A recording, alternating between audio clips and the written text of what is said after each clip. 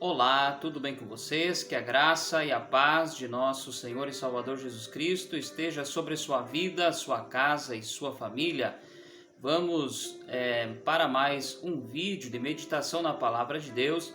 E no vídeo de hoje nós estaremos dando sequência à nossa série de mensagens de introdução aos livros da Bíblia. Eu pediria a você, se você ainda não é inscrito em nosso canal, pediria a você colaborar, inscreva-se e também ative as notificações e também deixe a sua curtida. Então vamos ao vídeo, e no vídeo de hoje nós falaremos sobre a Epístola a Tito. Então vamos falar sobre a Epístola a Tito.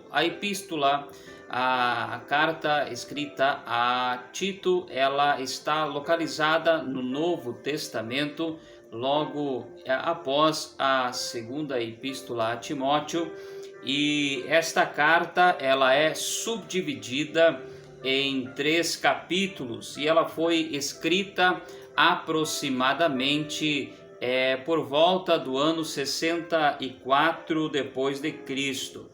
E bem como as demais cartas ou epístolas que nós temos aqui no Novo Testamento, esta também foi escrita pelo apóstolo Paulo, conforme nós temos sempre no início das cartas de Paulo. Aqui também no capítulo 1 e no versículo 1 a palavra diz: Paulo, servo de Deus e apóstolo de Jesus Cristo, segundo a fé dos eleitos de Deus e o conhecimento da verdade que é segundo a piedade. Então, novamente nós temos aqui a ênfase desta escritura ser escrita pelo apóstolo Paulo. Nesta ocasião, Tito, ele estava em Creta e o apóstolo Paulo deixou a Tito uma missão muito importante, que era de organizar a igreja em Creta e também estabelecer nesta igreja obreiros, presbíteros. No capítulo 1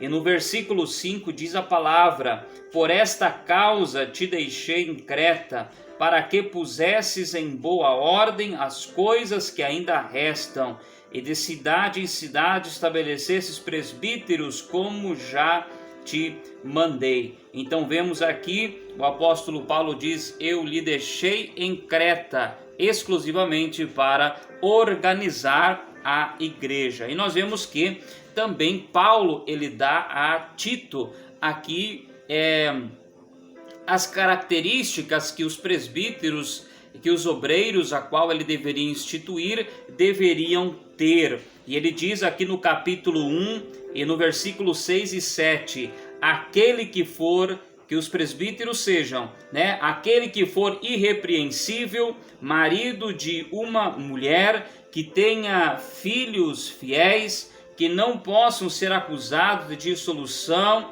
nem são desobedientes, porque convém que o bispo seja irrepreensível como despenseiro da casa de Deus, não soberbo, nem iracundo, nem dado ao vinho, nem espancador, nem cobiçoso de torpe ganância. Vemos algumas das características que o apóstolo Paulo diz a Tito que os presbíteros, que os obreiros deveriam ter, e estas características elas são reais até os dias de hoje, Então o apóstolo Paulo também, na carta a Tito, ele deixa alguns conselhos para os homens idosos e para as mulheres idosas, como estes deveriam se comportar sendo cristão, servindo a Deus. No capítulo 2, no versículo 2 e 3 diz assim: primeiro ele diz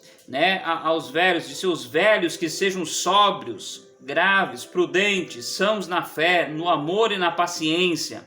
Aí no 13 ele fala: as mulheres idosas, semelhantemente, que sejam sérias no seu viver, como convém às santas, não caluniadoras, não dadas a muito vinho, mestras no bem. No versículo 4, para que ensinem as mulheres novas a serem prudentes, a amarem seus maridos, e também amarem seus filhos, né? Conselhos importantes relacionados ao comportamento cristão que Tito deveria, por sua vez, ensinar na igreja de Creta. E também no capítulo de número 3, nós vemos que Paulo ele enfatiza sobre a salvação pela fé, sobre a salvação sendo uma obra divina, né?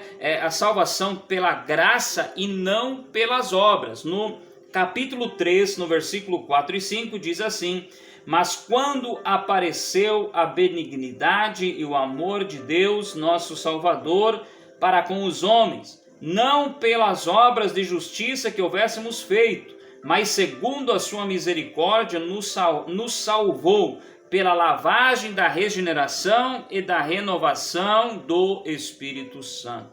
Então, o apóstolo Paulo diz: ninguém é salvo pelas obras, segundo as obras que houvessem feito. Eu creio que alguns, quem sabe, estavam pensando que a salvação para eles era por causa das suas grandes ou das suas boas obras. Mas nós vemos o apóstolo Paulo dizendo que nós somos salvos pela misericórdia de Deus, pela regeneração, pela lavagem, pela palavra no Espírito Santo. Então, que você possa ler esta carta a Tito e assim aprender desta sagrada escritura.